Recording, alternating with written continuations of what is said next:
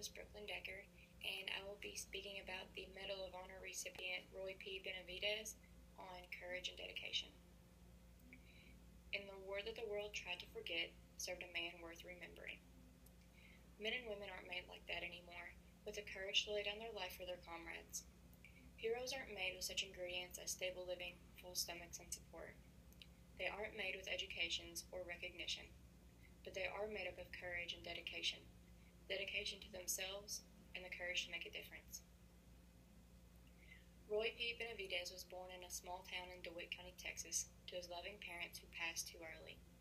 After being placed with his aunt and uncle, he worked hard as a sharecropper and shoe shiner, but let his education fall behind him. After many years of lost education, it was too late to return. He decided that he needed to put direction in his life and enlisted in the Texas Army National Guard. The National Guard gave him the tools he needed for success. He learned a skill, but wanted to master it by enlisting in the regular army. Soon after his enlistment, the Korean War began. He was deployed in 1965 with the 82nd Airborne, but sustained very serious injuries to his lower body after stepping on a landmine.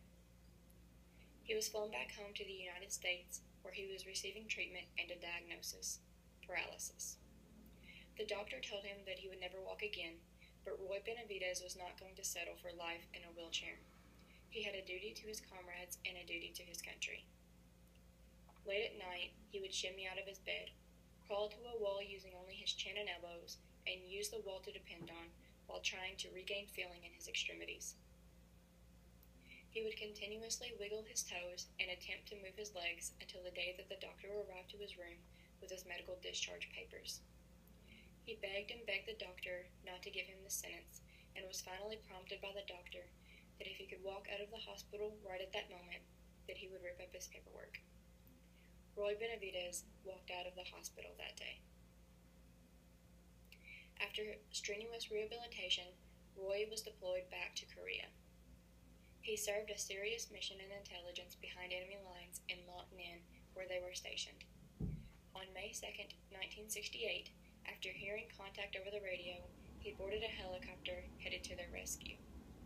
Armed with only a knife, Benavidez departed the hovering helicopter directly into enemy fire. By directing their fire, moving men to safe areas, and instilling a will to live, he saved the lives of at least 8 men that day, west of Loc Ninh. Finally, after 6 hours in what he called hell, a helicopter was able to rescue the soldiers through the fire. Benavidez boarded holding his own intestines in his bare hands. He was unrecognizable and moments from death. Although he made it back to his base, he was placed alongside other men waiting to be zipped up into body bags. But Benavidez was still alive. His comrades tried to stop the doctor from zipping him up, but suffered many failed attempts. Finally, someone was able to halt him. The doctor placed his hand on Roy Benavidez's chest to check for a beat. He splat blood in the doctor's face. He would persevere after this to his eventual recovery. Though it was long, he risked his life for his men. Today, medals of honor are given out for minimal efforts in comparison to Benavidez's sacrifice. Men aren't made with the ingredients that Roy possessed. He had the courage to gain a skill, the courage to return to Korea, and the courage to lay down his life for his friends. Selflessness is not a trait that everyone expresses. It is not a trait that many even possess. But Benavidez found that his duty was to them just as it was to himself.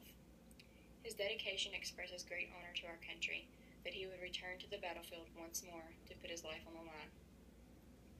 When asked if he would do it over, Benavidez stated, "There is not enough paper to print the money, nor enough gold in Fort Knox for me to have to keep me from doing what I did."